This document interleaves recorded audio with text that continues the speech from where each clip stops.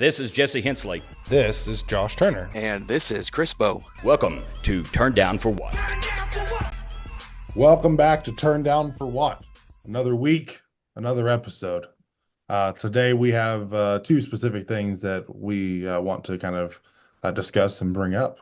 First and foremost, Chris was actually able to listen to the entire Ford earnings call. And dun dun dun dun dun dun. And we want to kind of dialogue back and forth around that. And then two, Jessie and I have kind of some unique news to produce at the exciting end news. So, we'll start with Ford.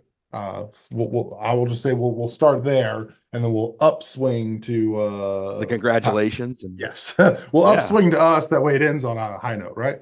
Stay tuned. Stay tuned for the fun announcement. Yeah. So, Jessie, or not Jessie, Chris, give us some thoughts about what you heard and kind of what all transpired there. Yeah, so I listened to the Ford call yesterday for their earnings. It was Q4 and then 2023 and then kind of guidance into the future. And I think if I had to describe it in a word, it would be, from an EV perspective, sobering.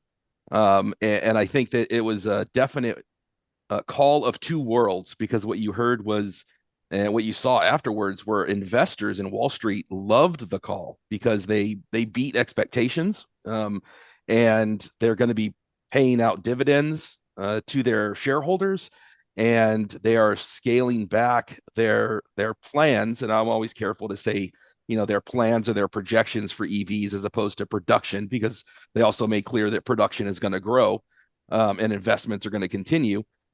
But that excited Wall Street. And I think that is something that, we inside of our EV bubble sometimes don't understand, that outside of it, it is not seen as a good thing that Ford is putting so much energy, effort, and financial resources behind the EV push. In fact, one investor on the question and answer phrased it as, hey, you guys are investing X amount of billions into this. How long is this science experiment of EVs going to last? I mean, that question alone kind of, right, calls into sharp contrast the difference between how Wall Street and a lot of America sees EVs, and the way that maybe we in our bubble of EV owners and social media circles might see EVs. So some of the big things that I took out of it, right? One, they really talked about how EVs are a compliance tool. And for every Ford Lightning they sell, regardless of profitability, it enables them to sell 12 highly profitable ICE trucks. And that doesn't even include, of course, E-Transit, and it doesn't include Mach-E. And so that was big for me, right? This idea from a compliance standpoint, for them to sell all of these Super Duties and F-150s and things that they're selling, a big part of how that maintains its profitability is you have to have some level of offset compliance that these EVs account for. And just from a business standpoint, I found that really interesting and eye-opening in terms of they're going to need to keep making our generation of F-150. I think they talked about what they learned from Gen 1, from our trucks and from Mach-E, which was a lot about the software, the batteries, the thermal management. And we know as owners that they've had some battery module issues that have had to go in and get swapped out. I don't think that's a secret to anybody. That's 5% or whatever the number is, but nonetheless, they've learned a lot about that thermal management. They've committed that 40% of their CapEx investment is still targeted towards EVs. So it's not like they're abandoning the EV space.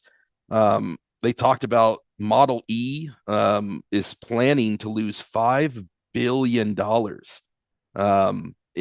2024, and that is just whether that's the Tennessee plant or the battery plant in Kentucky, or the one that's up in Michigan. And that's with a scaled back plan, because they canceled the second battery plant in Kentucky. They scaled back the one in Michigan. They scaled back the one that is going ahead in Kentucky, and then they canceled altogether Turkey.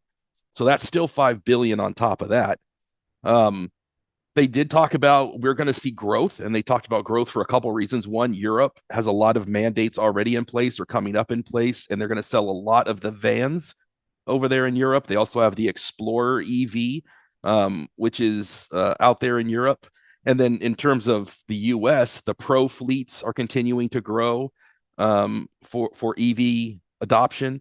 And even though the market isn't necessarily on fire for retail, the reality is that a couple things, they shut down the Lightning line for a while last year, and then they had the UAW strike. And though there was and I believe Mach-E, they had a little bit of a pause there also, and they did some changing out of the high voltage junction box for Mach-E. So you're going to have growth in all of those categories compared to last year. So I think they're going to have EV growth this year. They're going to focus on trying to take Gen 1 costs and try to get some efficiencies and savings there. But by no means do they have any hopes or projections that Gen 1 vehicles that we're all driving today will ever reach profitability under the current manufacturing process and the current models. They did say they're going to save some money on supplies. The supply chain costs of inflation have come down, and that basically that's going to offset the not just for EVs, by the way, but the entire lineup of Ford supply is going to have a reduction in cost, and that will offset all of the added costs from UAW, which I also thought was eye-opening, right? Like, for all the consternation about UAW and the contract, the reality is the market having a less of an inflationary pressure and is going to absorb that UAW extra cost to the point that they're still giving away, shouldn't say giving away, but giving back dividends to the shareholders at like 40% free cash flow. So all that was really interesting, right? Because their cash cow is really ICE. In fact, it was really Pro. If you want to really dial it down, it was the Pro. It was government. It was it was contractors and plumbers and electricians. And in fact, they said they even though they're doing good now in Pro, if the economy catches on fire and we start to see real estate come back and we start to see a lot of infrastructure come back, that's even going to help their Pro even more, because where a retail customer might buy every X amount of years, Fleet and Pro is constantly rolling their inventory and constantly having to update. So there's a lot of positive there, a lot on the software end, a lot of talk about the software that Pro uses. And then when they talked about their targets, the EV, originally there was a goal to hit 8% gross margin profit in 2026 after opening the 2025 factory. And they really emphasize that that's not part of guidance anymore. They're not going to, it's not a realistic hit that they're going to even come close to that, or they'll be lucky to even hit it. And they also really emphasized that while they're working to improve margins on Gen 1, they're only going to launch Gen 2 when they are convinced that they can reach the market price that is going to allow it to sell, and B, when it can be profitable within 12 months of launch. And if those two criteria aren't met, they are not going to launch Gen 2 necessarily, right? Like, read into that comment what you will. They didn't necessarily say Gen 2 will be delayed or anything like that, but it would, if the analytics don't show that they can hit a price that the retail market will purchase it at, and if the analytics don't show that they can maintain profitability within 12 months of launch, then they're going to keep working at it until they hit that number. And if that's 2026, so be it. If it's 2025, if it's 2027, of course, how these things are. They could change their guidance in 12 months because 6 months ago, the guidance was different, right? So it was definitely interesting just to hear them talk about that. But they emphasized it multiple times, if you listen on the call, that they will not launch Gen 2 unless it can be profitable. It has to be profitable. You can definitely tell that there's been a switch of like the aspirational CEO, and now it's almost like the CFO has entered the chat, right? Like, and so I think everybody saw, this is my editorializing, this is not their comment, but everybody saw the supply chain problems and the supply versus demand point to where you could sell a used vehicle for more than a new vehicle during those COVID pressures. Now the supply chain opened back up again. Now you have extra. And I think that we are on the tipping point of early adopter versus early majority. And I think we all thought we're into early majority and this thing is going to ramp, and it didn't. And they talk about that. They talk about where their sales really are as hybrid. And it's funny because we've talked about Toyota and Toyota doesn't get it. Toyota's going to miss the mark. Sounds like Toyota was spot on. And now Ford is coming back and saying, hey, and it's very much geographical. They emphasize this as well, right? California, 50% of their sales are EV and hybrid.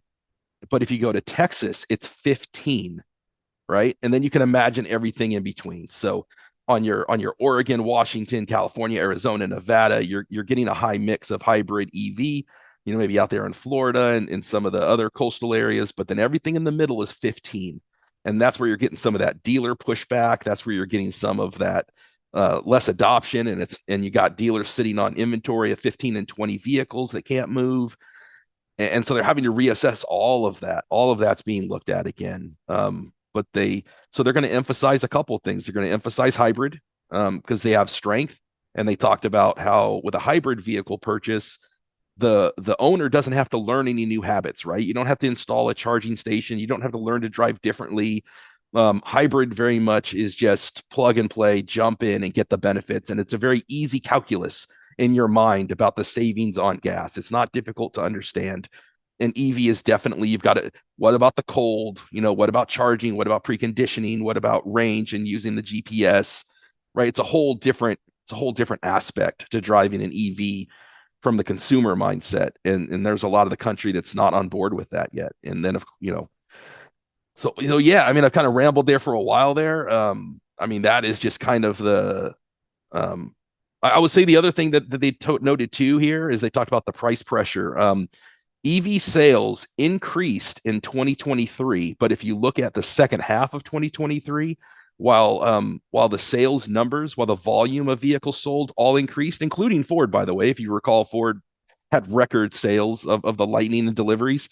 BYD in Q4 actually beat Tesla, and then Tesla had some really impressive numbers. But if you look at margins, BYD's margins are a fraction of Tesla's, and Tesla's, for that matter, were a fraction of what they'd been in the past, which is why their stock valuation, if you noticed, has completely slid down in like the 180, 190 range from, where it was, because when they released their earnings call, it was the opposite reaction of Ford, right? It was, you sold all this, but your margins are really low because Tesla had to leverage their pricing power, which put pressure on GM and Ford. And they're like, look, we can't meet that.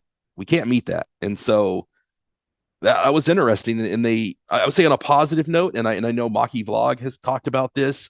They did talk about that there is a kind of secret, no longer secret now, Skunkworks team that has been working on a Gen 2 small vehicle that would be affordable in the marketplace. And what's that platform look like? Is that a Bronco Sport? Is that a Escape? Is that a Maverick?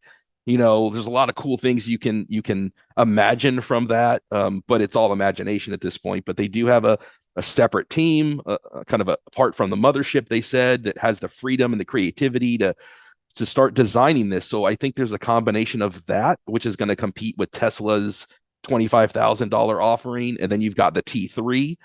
And they said they'll still do, vans and large trucks, but not at high volume. There's no plan to do a high volume, 300,000 F-150 Lightning style. It's going to maintain that probably sub 100,000 when it comes to the big, trucks. And I think their future is hybrid. Their future is, maybe Maverick EV, maybe Bronco Sport EV, something along those lines.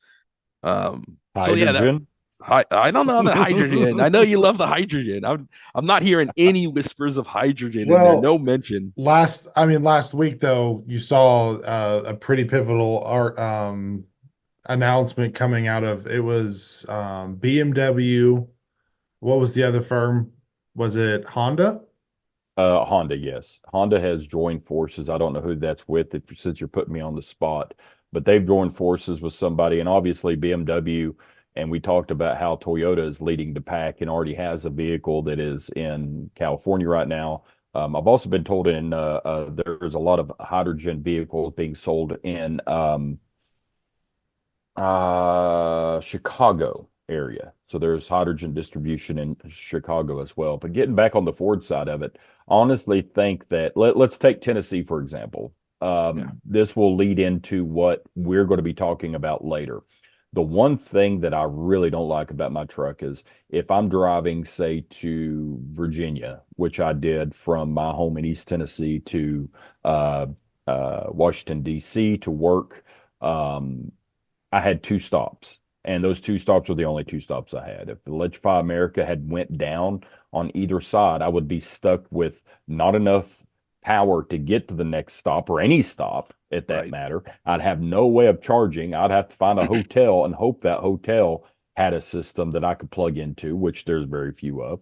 So that was the part that really is aggravating, that, hey, I really can't go nowhere like I can at gas. Had some friends of mine texting me this morning making fun of me about me gas mileage, and I made a comment about how many stations there are, and they're like, well, I can go to any station. They bring up a Google map that has 7,000 gas stations around them. Yes, you can.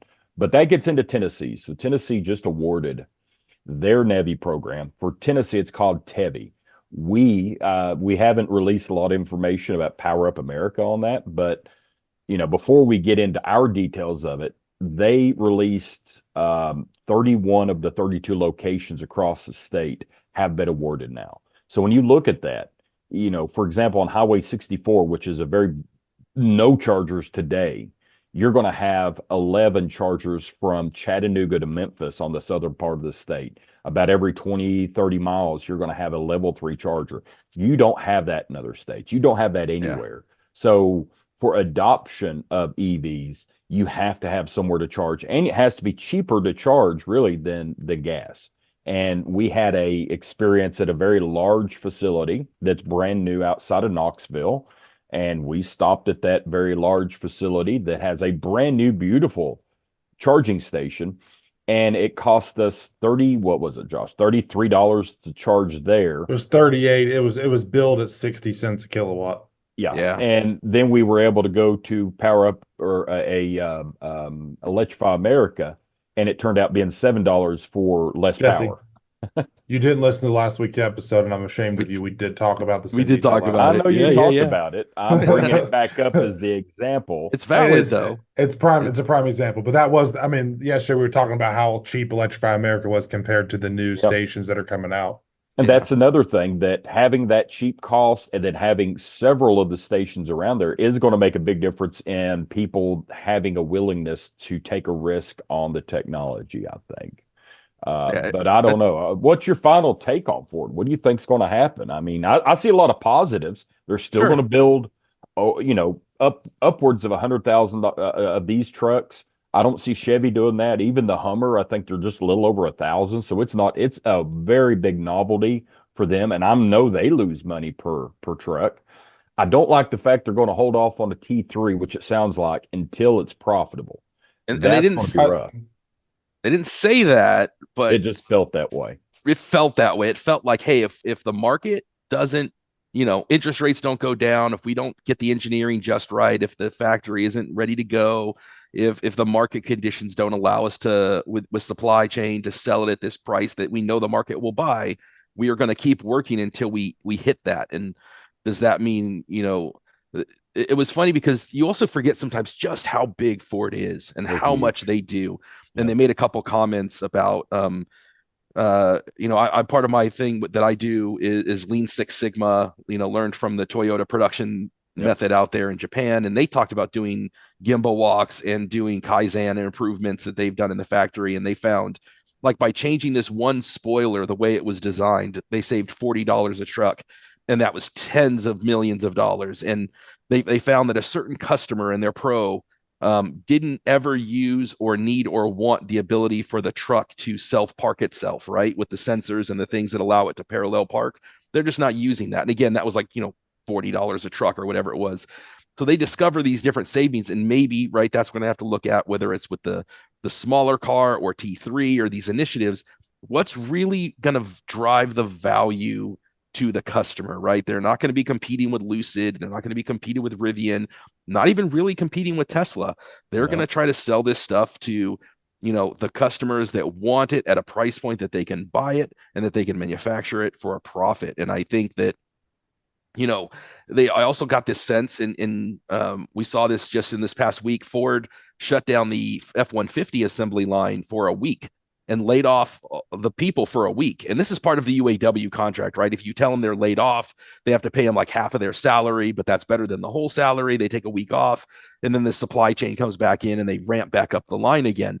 And I think that's what Ford has the ability to do also with the current Gen 1. Remember, they expanded the ability for the line to go 3 shifts and hit 150,000, but they're only going to use 1 shift and maybe 50,000 of that planned for this year. But if that changes at the end of the year in Q3, or if the economy changes, the presidential outcome comes out different, and it can go, scale back or explode, and interest rates and the economy launch it, like who knows, right? They can adjust, they can on the fly pivot and leverage their ability to do that. And they also, interestingly, we had talked before about how they wanted to be more like Tesla and vertically integrate. They actually pumped the brakes and paused on that and said, while there are certain aspects like not having 150 modules out there from, dozens of different people, they're going to vertically integrate better, but I don't think they're all in on vertical integration anymore. And I think this extends to the battery technology. I think when it comes to new battery chemistries, I don't think they want to get stuck building out assets with a goal of 2025, 2026, and then turn out the battery chemistry technology changes. And maybe they're better off not vertically integrating that, right? Maybe they're not wanting to end up in a situation where they're overly leveraged on a technology that suddenly is out of date when solid state launches, or they've got too many assets into something that they don't have the demand for. So I got the sense that happened to me when I bought a bunch of combs and hairbrushes. I invested heavily, and then this happened. So hair care products with them. I was stuck with it. Right. I think all of it really does boil down to the same conversation that we've had on repeat: is charging infrastructure isn't there, so consumer confidence is low and affordability is not there. Ford has a niche with their truck, like we've discussed, and I think that that's something that they won't match ICE sales for a long, like it will take years and years and years before you'd see a rivalry on that. But they need to look at the affordable vehicles. I actually had somebody approached me this morning and was saying, who's the leader in the space outside of Tesla? And I was like, I mean, you're looking at Rivian, Ford. I mean, like Tesla's BYD, dominated the market. International. Yes, if you look at international, but the why? And it's affordability. If you ask Yes. me, it's affordability. The Model Y is the most popular vehicle in the world. Why? Because it's a $40,000 brand new vehicle with a tax credit. You're like 32. That's why it's so attractive. And you see all these dealerships, the GMC Hummer, I've talked about this 5 times, but the GMC Hummer has sold like 3,000 vehicles nationwide. Why? Because they're $120,000 truck. Like, it's just not, you're never going to see 200,000 of those sell. And if Ford has that Pro, like specifically the Pro trim of the Lightning, if it was more rapidly available, I'm sure that they'd sell more trucks, but their margins are less. That's what's clear. Yeah, it's clear that they can't manufacture it in a profitable way now. And that's where Tesla, obviously, with their margins being thin, have cut all their numbers all the way down, and they're barely making a profit off their vehicles, but they're selling quantity because that's where the EV market's going to grow, is affordable vehicles. So charging infrastructure and affordability have been the repeated theme that we've said, but I really do think that, Ford having currently marketing their XLT and Lariat trims and Platinum trims, and basically it's 70,000 plus trucks, you're not going to sell a billion of those. The ICE trucks on the road that sell in quantity and mass quantity are the lower end trim models for the work trucks that are 35,000 new that fleets can be built off of. And that's what the backbone of American trucking is the F-150, not the $80,000 Lariat. Those do sell.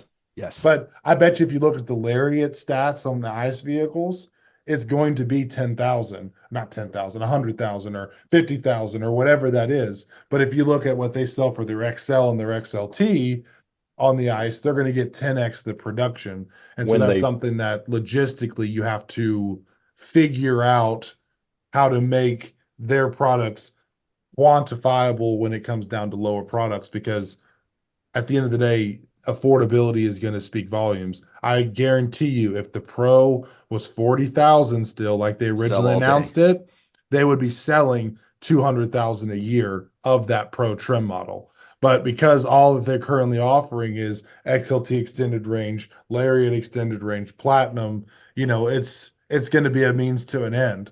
And maybe T3 can be the resolution to that. If they can come up with a Maverick or the Ranger that is an EV, that could be a viable solution. But that's something that, if you ask me, they need to have a solution that's their EV offerings need to go under 50, under 45, under 40. That way, when people get those tax credits layered on it, it's actually an affordable vehicle for the average American.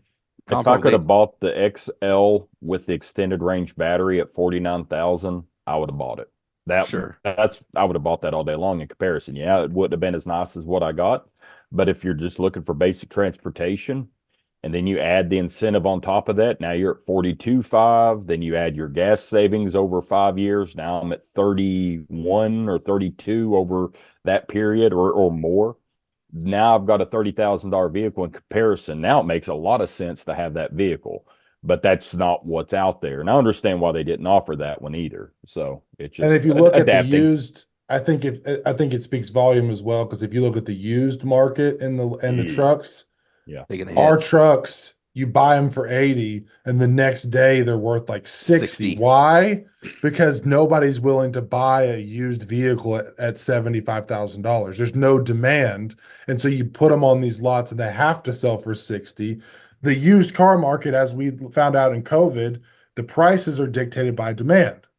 And you go out and you get those niche people wanting the new truck, they get the new truck, then they want to turn around and sell it. There is no demand for an $80,000 used vehicle. If there was, the value would hold stronger. But if you had a $40,000 Pro, I guarantee you're not going to drive it off the lot and it's going to be worth $25,000. It's going to be worth 40 because it would resell in a flash, because that's where the demand is. And so the reason that you see, in my opinion, the reason you see this massive depreciation the day you drive off the lot with a Lightning Lariat, and I've seen some people gripe about it, but it's because there's no demand for a used vehicle at $70,000. If you drove an ICE truck off the lot for $80,000, there's still more ICE demand, but it's still the same thing where you're going to see more depreciation in the zones where there's less demand. And but so it's starting to thaw. It's starting to ice. It's good to have you back, Jesse. But that's just for me. People are like, well, I got this Carfax and my vehicle valuation on the Blue Book is 60,000. I just paid 80,000 for it. Yes, because you bought a truck that is only selling 80,000 a year because it's a high priced niche vehicle that will still sell if you produce it. There's still that demand, but you're never going to see 500,000. You need to figure out a way to economy the vehicle, make it scalable, whether that's reducing the battery size and having it, because for the work truck around town to construction sites, you don't need 400-mile range. So you can have that smaller battery pack like Ford has mentioned, less parts, more quantity, economy of scale, get the quantity out there, and then you have a product that can be competitive. But in a world where you're dealing with high price and then trying to come down, it's never, in my opinion, you're going to see this disparate, I don't know what the word I'm looking for. You're going to see this gap between the MSRP and what the resale value is, because there's no demand for a used vehicle at $75,000. And I think it's going to get worse when you get to these GMC Denali that's 110, and you get up to these niche higher priced Escalade 150 and all this stuff. You're going to see, you drive off the lot in that 150 Escalade and it would turn around and sell for 100,000. You're going to lose 33% the day you drive off the lot. But here I am.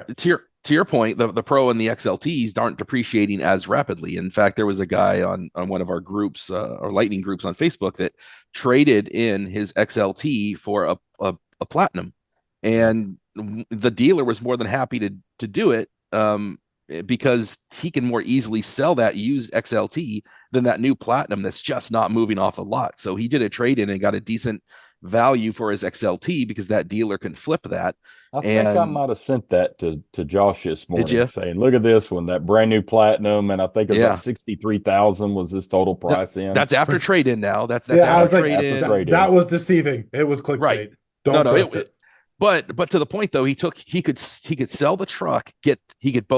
He had enough equity, right, in the XLT that he could sell it, pay off the remainder of the loan, put enough down on the Platinum to get it back down to 62, and have a payment that was almost the same as what he was doing already.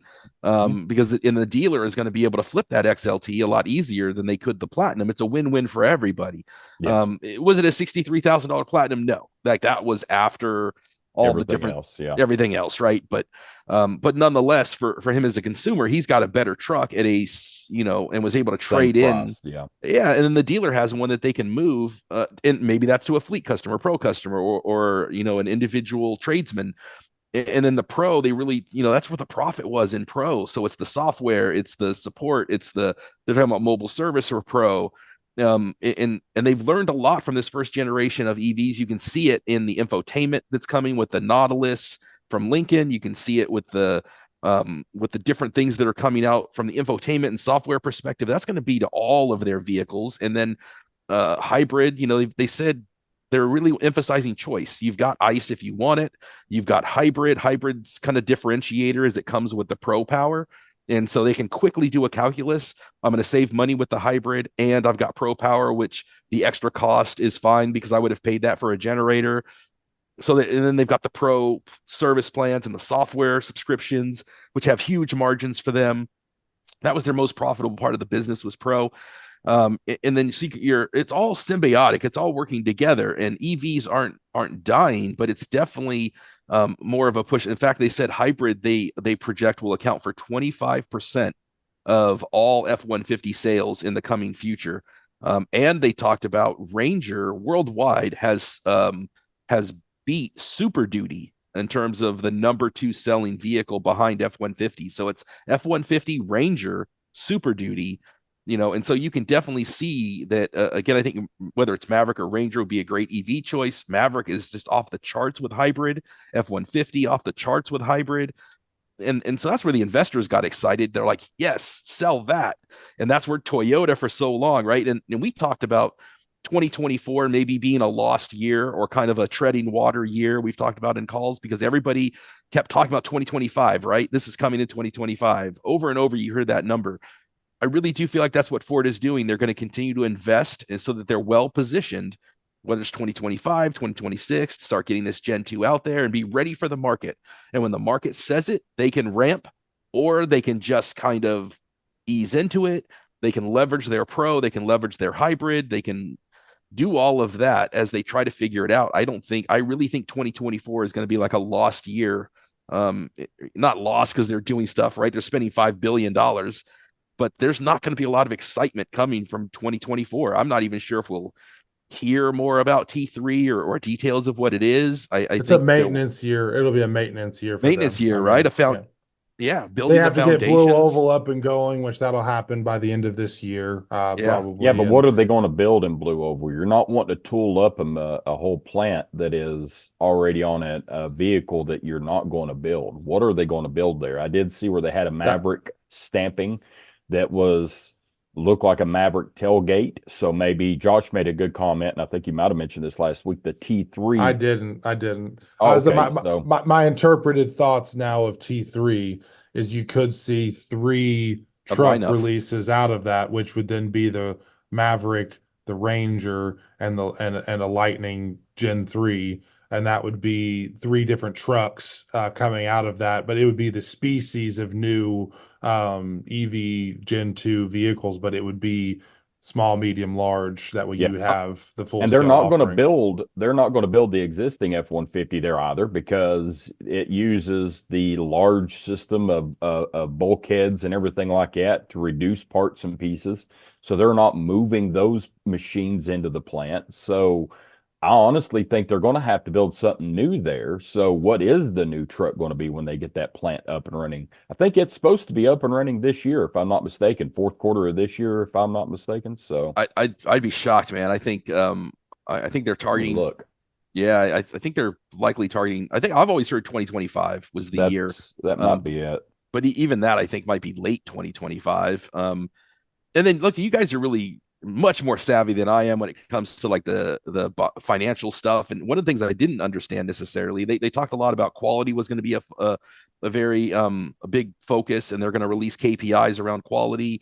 And they're working on their warranty repairs, reducing them. And they talked about the impact to the profit and margins, and that those things were going to be part of officer and that type of incentive plans was going to be around quality and around stock performance and margins.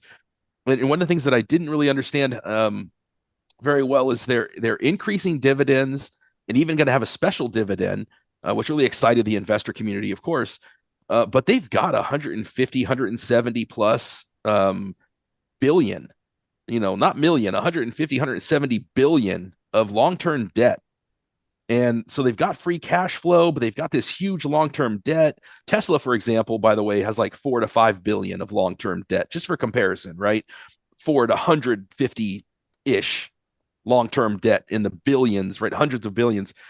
I don't understand that. I don't know enough about how that works. Like, if interest rates are low and it's free money, I guess the debt doesn't matter, but interest rates are climbing. I don't know if these are adjustable in the business world or if they're fixed in this long-term debt, but how do you give back all this, all of these dividends and free cash flow, but I got 100 billion plus of long-term debt. The market gets hard and you ask for a government bailout. But they've never done that. They've never had the bailout. Ford's the only one that didn't. Yeah. So I don't get that part of, I don't know enough. Drop it in the comments, guys, if you understand that stuff better, but I don't get how you have 150 billion in long-term debt. You have free cash flow and you're not paying that debt down. You're giving it back to shareholders, which I know excites shareholders, but my guess, it is locked in debt. So it's something that they manage. I know that there was a lot of federal incentives that go to this. So say they're building their plant there in Memphis is, I think 5.6 billion is what the total investment is. I think the DOE gave them a loan for that. So that's going to be part of your long-term debt. Is it that they're considering that the fenders are going to be made at that plant? So then you can also have an incentivized fender making machine or whatever again, and then use that to offset the cost of your ICE vehicle as well, making it cheaper to make because you didn't have to buy for that machine to make that equipment for others. And then that machine debt is your long-term debt. So that is, okay, we know each year we're going to have to pay X amount in payments for that debt. Everything else is profit, and we can't keep the profit or the government gets it. So we got to hand it out in dividends to make our value higher. You're getting into areas that are beyond my area of expertise as well, but I know that there is a formula that's used for that, and they like to have a lot of debt. But Tesla, again, you got to look at the owner. He's not going to do things normal. He's going to do things his way. So they remain the example of what everybody else is trying to get to. Hopefully Rivian will start to approach it at the end of this year, early next year. Hopefully Ford, I know, their target, they mentioned it. They mentioned that Tesla has figured it out. BYD has figured it out. So they know they can do it. And that's what this little Skunks Works team in conjunction with the new factory, the new plant there in Tennessee, that's what they're aiming for. That's their focus. They're really driven to hit a product that the market can afford and that they can produce profitably within 12 months of launch. And all their efforts in this team is really focused on that. And then in the meantime, how do we get Gen 1 products, to have those margins be a little bit better, but they know they're not going to ever hit profitability on them. And how do you but there's still value in what they learned from the software side. There's value from the battery management side. There's value from the compliance side, huge value there. They definitely talked about that. And that was an eye opener for me. So yeah, I think that kind of, that's kind of the end of the day, what I took from the call as an uneducated outside observer and listener of the questions, there's um, definitely a sobering, I would say, call from an EV perspective. If you're an investor, if you're a believer in ICE, you're excited. You're like, it reinforces everything they or Toyota has been saying. And we'll see how it shakes out. And we're still going to get our trucks. We're still Yes. going to get our equipment. They're still going to push. Still going to expand. That's all good stuff. And still going to grow. Yep. And with the hybrids, it's still going to be good for the environment when it comes to the mileage that you get per gallon is still going to hit a lot of those marks on the most popular vehicle in the United States. And I think it's the highest selling in the world is the F series vehicles. So all of it's good things. I did speak on, I was mistaking. The best date that I see now is third quarter of 2025 for that plant. That's what I thought. Yeah. So, yep. Yeah. So it's Which definitely makes sense. And I would say that's probably going to be even later than that, knowing what I know. But still, it gives us time to figure out what they're building, and that's 2 years. So, and look, they haven't even started selling the 2024s. We're here in February, and they're not taking 2024 orders. They're still selling the 2023s. Like I know the Flash is one that I was really excited to see, and you know, a lot of times you can just notice that I think they're still burning through the 2023 inventory, to be honest with you. And so it'll be that off-road one they built was fantastic. Oh, it's great. The switch gear, that was fantastic. That was a great demonstrator, and it's exciting. I wish I could go up to Chicago to see it. I think it's this weekend. It is. Yep, this weekend. They have the Chicago Auto Show. They're going to have it there. They're going to have a big meetup with the Ford Lightning clubs up there. I know there's a lot of folks heading that way. Sergio Liftgift out here in California is actually making a trip out there. I want to say Maki Vlog's going to it. Yeah. Yep. They're going to have a whole Cars and Coffee. All the Ford Communications team is going to talk about that. I was one of them on here too. I was hoping that Ford would just call us and be like, "We're going to fly you up to Chicago to see the switchgear." I was going to be like, "Okay, that's fine." Good luck Ford, with that. thanks for the invite, Ford. Appreciate it. That's great, man. That'll teach you for talking all the good things about the General Motors. What was it? The Cadillac Escalade knockoff that they're wanting to build. The which one was this? The Sierra, or the GMC Denali? We talked about the Denali. Yeah, it's one of those that they're wanting to build. That is the Cadillac. That's the one Josh wants. So. Gotcha. Yeah. Wants versus realistically obtaining is two totally different things. Yep. So, well, on the last part of this, I guess we have about 5 minutes to talk about our award. Talk about that, because we talked about this gap in the ability to get from one point to another, and that's part of the EV adoption. We have a lot more of it in California than say Tennessee. So what's the news, guys?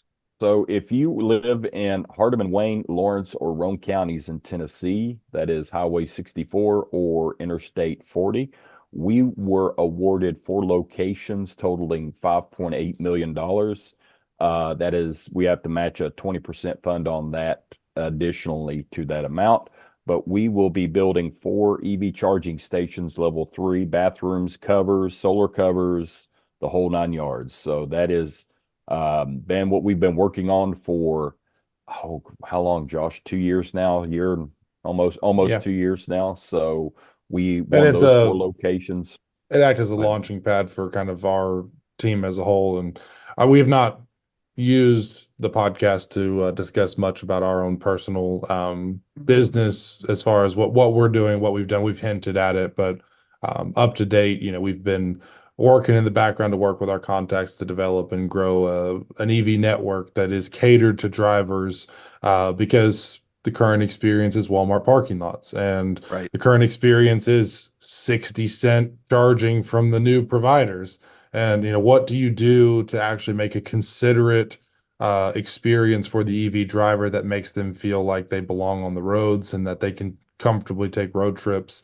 And so that was kind of the development of our network, but also protecting the grid of Tennesseans and Americans wherever we land. And so, basically with our acquisition, we're going to have land that we're able to build our sites on. That's going to have, like Jessie was saying, solar covers, bathrooms, specifically for the EV drivers. likely vending machines to provide snack options. There'll be a little green area to walk your dog. I mean, it's going to have all the things that you would want as an EV driver, stopping for half an hour at some of these locations that the sites need to be on. But we also have the land available to add clean energy generation through solar and some of the other techniques that we're looking at that will provide energy to the stations. That way, when you target rural America, rural Tennessee, with these sites, you're actually able to add a value to the grid potentially if you have an appropriate agreement in place, rather than just be a consumer, especially on some of these rural areas where it's small town, lack of good power infrastructure, lack of reliable grid. You don't want to bring 4 EVs charging at one time. That's going to consume more power than the whole town's using at one given time. So it's a considerate solution, and we're excited to be executing on that vision coming up here very soon. Is part of your plan battery storage as well? Is part of you got your your solar integrated somewhere, and you got your bathrooms, you got your green space. Is there a battery component to some of that solar generation? When you deal with go ahead, Jesse. Yeah, we have a small pack that would be utilized for the solar cover that would be on this.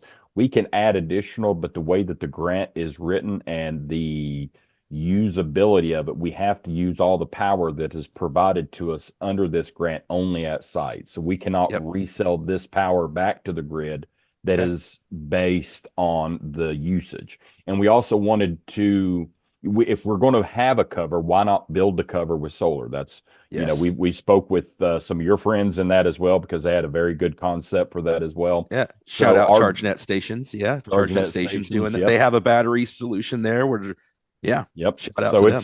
Very similar to their design, and for the same reason. And obviously it covers underneath the grant, kind of like what Josh was talking about. Our long-term goal would be battery storage of large scale at the sites. We're going to have a pretty good amount of property at each one of the locations, so we can do some of that. One of our locations is near Crab Orchard, Tennessee. And if you look at that, there's a place called Flat Rock, and Flat Rock is going to be this tens of millions of dollars speedway that is a club that you can go have a villa at. You can store your vehicles there. It has a huge service facility there, and it is not just a race day location. It's going to be. This is a huge facility. Awesome. And so we're going to be the closest EV charging station to there. We're trying to get back a hold of them. We've not had a lot of contact lately, but we would love to also put chargers at that location as well. That way, if you have a Lucid or Tesla, even the Cybertruck or something, you want to go out and see how fast they can go. Well, there you have a quick charge at the site. Just a few minutes. It will be expensive to charge there in comparison, probably closer to the 50-cent mark, because that's what that one is. But our stations, we're trying to keep them under 50 cent. No pun intended. So, so that's that one. You plug in and 50 cents going to start playing. That would be awesome, right? Yeah. It is my birthday. So the other aspect of it is we're also launching our aircraft program. So we are in the EV airspace. We are working with aeronautical companies and trying to electrify the air and airport systems. We have 10 to 15 airports we're working with across Tennessee for air delivery. We're working with drone delivery now. And then lastly, we have a big influence in the communication systems that's used for that as well. So we partnered with Vanderbilt University, University of Tennessee. We don't have our MOU in place with them yet, but they are one of our partners on this design of data centers that we will have at our facilities. And what that's going to do is allow for high-end compute AI systems that are very energy efficient, that can then utilize vehicle to vehicle, vehicle to grid, and virtual power plant systems. That's exactly what Josh was talking about. If you have 4 vehicles in that area that are at home and you charge up, how can you get that power from that vehicle to the grid if you want to opt in to sell it at a peak time? If I'm sitting on the weekend knowing that I'm going to be sitting there all week and I can double or triple the value of the battery power that's in my truck, how do I do that? And you have to have these advanced systems to do that. So we're really looking to develop the rural networks and hopefully partnering with a lot more people as we move forward to build out that space of EVs. Man, that's exciting. And then I assume you're also targeting, as you get Tennessee kind of under your belt, the surrounding area as well. Yeah, we might be looking at North Carolina. We might have put into Alabama. We might have other states that we're Yeah. considering. Um, But that's not today. no, no, no, but yeah. So we might be going after multiple states. I think we have 280 some stations that we can apply for, and we are probably depending on how much backing we get for some of our other ventures. We would like to try to go after every single one of them because we know what sucks. We know what we've hated when we plugged into, systems Yeah. not working. We know I would love to have a higher battery discharge or upload or power supply once these vehicles get to 350. I would love to have 350. Some of my Rivian friends, they get 200 at a 350 as soon as they connect. Yeah, Why? and You know? when we were talking about how 2024 is kind of that foundational year, and things, end of 2025 is when the Ford plant will hopefully open, maybe into 26, and it's going to take that long for them to build it out. So for you guys too, as that technology, you're having to look forward, because now you got to do the hard work of getting the canopy you know in place, and you got to look at what charger are you going to use, and you've got to look at what all these things, right? And so what's the now you've been awarded the locations, but now you've got to build it out just like Ford is building out. What's that look like for you? Like, what year, what time are you targeting? And So a lot of it depends on how we can get our government our government ability to be subsidized by the government, to be paid back by the government. There's a lot of paperwork. There's a lot of things that we really did permitting not too, right? think. We were lucky on the permitting. A lot of our Okay. areas are in rural areas that don't have zoning or anything like that. Obviously, we'll still need to go through the Department of Conservation to ensure that we follow all the permitting on that. But I've done that for years through my Okay. construction background, so that's nothing that bothers me. We may have 2 months of that. Looks like some of our permitting on the national level is going to be a little bit longer than what I expected. So you're looking at about 6 to 8 months total on a lot of these. So we're hoping within a 12-month period. That's our goal now, is to have the sites up and running in 12 months. Okay. Not counting the other sites that we may get from other states, because there's still a multitude of states that have not started the process yet. But like you said, as these things come online, as you get 350 as the common number, Yeah. what will these sites look like? And if we're ready, then I think that's been the problem. I think they went to the vehicles first and subsidized that quickly, but didn't create the network on the back end side quick enough. So Yeah, you and can't promote something that's not really that well built out. can you have a solution that integrates NACS at some of these locations? Is there's Yep. so much to consider in these next few months, and then, but it's exciting, so exciting Yeah. to Some see of it, 'cause it's the definitely what's needed. 3 of the sites that we have are nowhere near any Tesla infrastructure. And so Yeah. our goal is to have a consideration for the Tesla driver in those areas to have a solution to charge. Because, Tesla has a good network, but they're not everywhere. And one of the big corridor fills that they did in Tennessee was a highway. And, a lot of the current infrastructure is focused on interstates. And so we Yeah. might be the only viable Tesla supercharger along that network until Tesla decides to come in and put maybe their own network down the road. But right now, there's definitely not enough quantity of drivers on those roads to justify that investment immediately. And Yeah, so that's and if something we that do a good job, I don't see Tesla ever going there. As yeah, long as we're allowing their drivers, they're in the business of selling vehicles. The reason they built the chargers is that's the only way they Support can it. sell vehicles. It's a support. So as long as the support's Yep. there, and then you got to think with a CCS system adapters, kind of like what you've been testing out, Chris. Right. Yeah, I That just tested one. something? Yeah, so you're testing something from theirs to ours. Yep. I know they make it ours to theirs. So Yeah, uh, I was at ChargePoint here in the Bay Area, Yeah. and that's one of their they have now started to build. Now this is their corporate office, so I don't know how widespread these are. It's an example that they have. I got to visit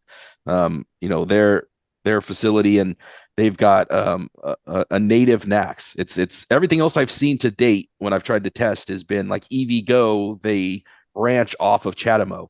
ChargeNet stations that we talked about earlier, they also branch off of the CHAdeMO and use an adapter for the NACS. This is the first time I've seen a native NACS plug. And then shout out ChargePoint because it was a great experience. And then A to Z, who gave me the adapter to test, shout out to them.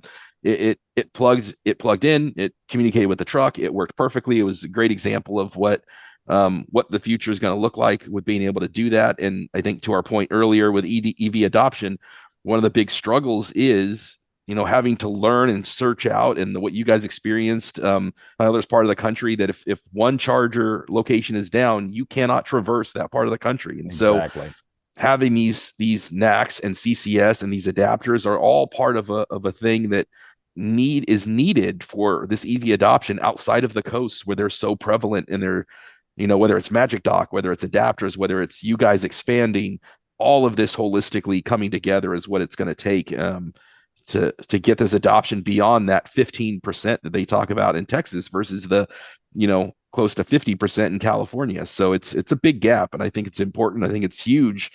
What you guys are doing, I know I'm excited, for you guys. I think it's a whole.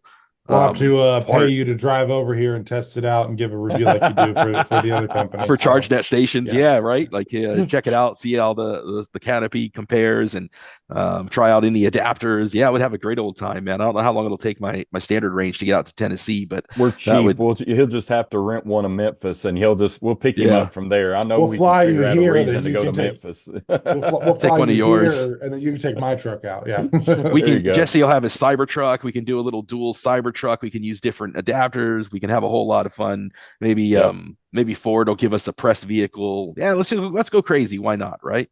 I'll drive the switch gear. See this as a top. You'll drive the switch gear. I'll drive the switch gear.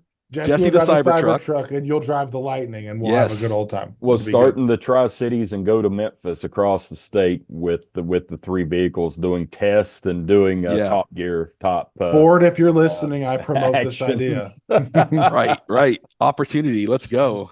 Oh man, that's great, man. Well, that's good. So we're excited. Yeah, we're very excited. We're excited, and I think that's a good ending note. I mean, obviously, I think in general there's some good opportunities ahead in our space, but I think that Ford is making a wise business decision, and they're adjusting to the market, and they will grow it if the demand grows. And I think that's something that every company will figure out as time progresses. So we'll see more on that, and obviously there'll be more conversations on that moving forward. But for now, thank you for joining in to another episode of Turn Down for What. We will catch you next week. See you. Thanks for listening. Appreciate it.